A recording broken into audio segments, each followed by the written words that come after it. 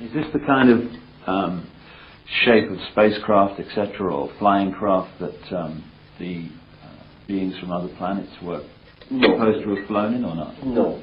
This, you see, there are various shapes. There are spacecrafts which are shaped like boomerangs or bows. These are very, very, very big. Then there are spacecraft which are shaped like pipes, like huge pipes, roughly pointed at either end. And out of those huge pipes come these little things here. They are carried inside these huge pipes. Yes, sir. Now, we could talk about this fella.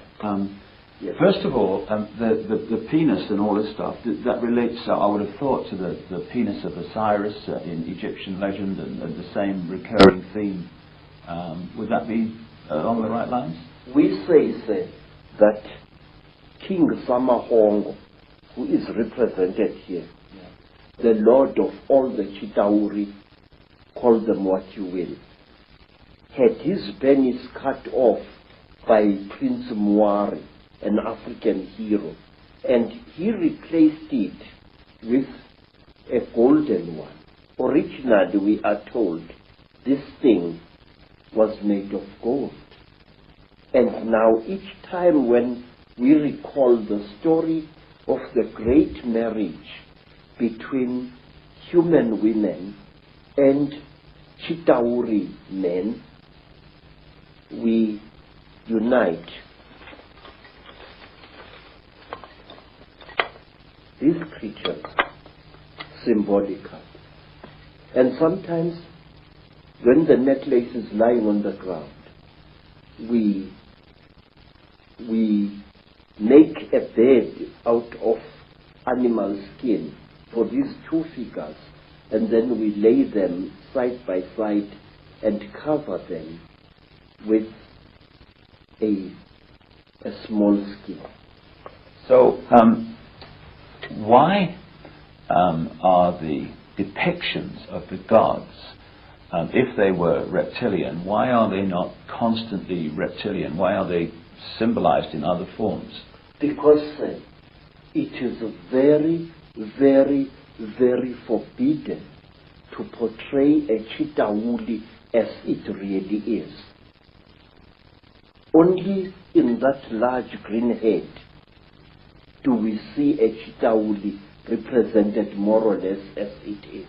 So this was dictated by the Chitauli from Yes. the start, was it? Yes. All along? It was, you are not allowed to represent the sons of the python as they really are. Then you are really in trouble. If you want to talk about the Chitauli, you must either play with shadows, you must place an image of a Chitauli against a light and project its shadow onto the wall. So you've got a fish, I know, on the necklace as well, and fish are scaled. Is this anything to do with the symbolic representation of the Chitauli in a way that they couldn't do it openly? Yes, sir. There is a particular Chitauli who is called Wowane by our people. Wowane was one of the few good Chitauli, because there are also some good people amongst them.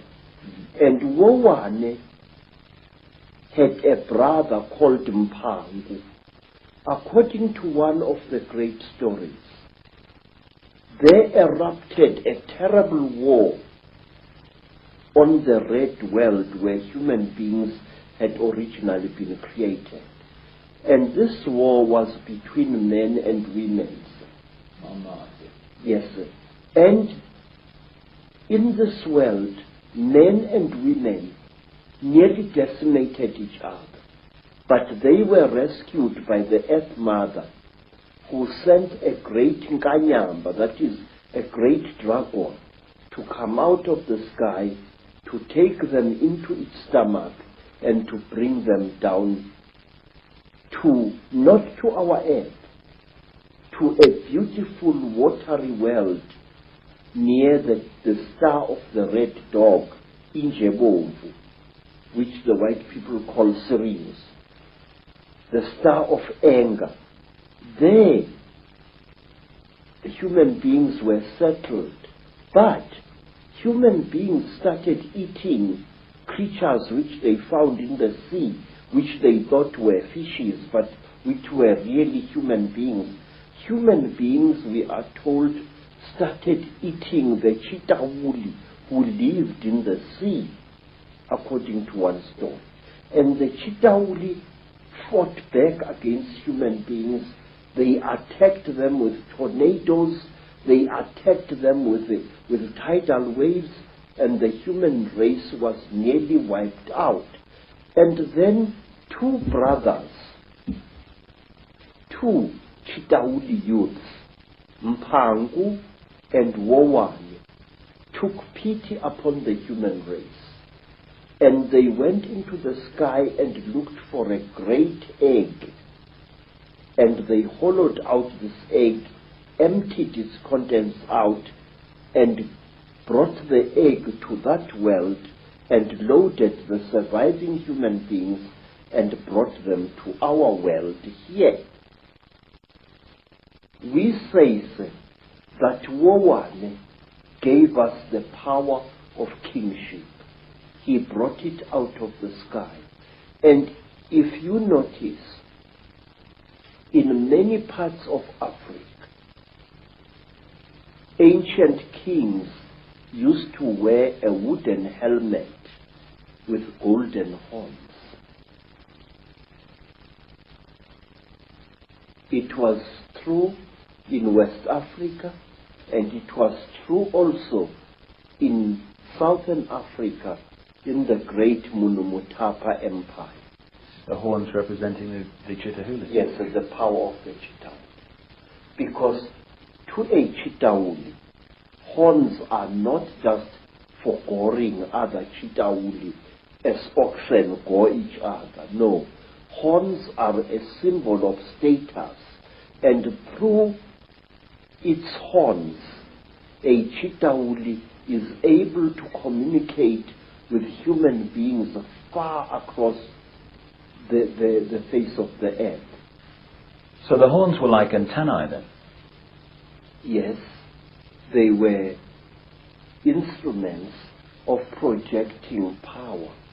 In fact, it is said by storytellers that King Samahongo punishes those Chitahuli who show mercy to human beings by pointing at them so that both their horns fall off their heads.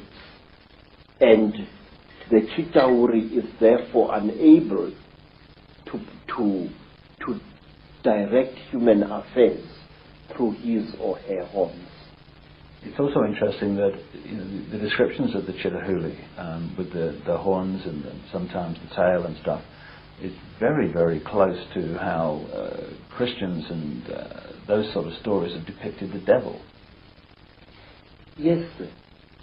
And one thing that interests me is this, that depictions of the devil have subtly changed over the centuries.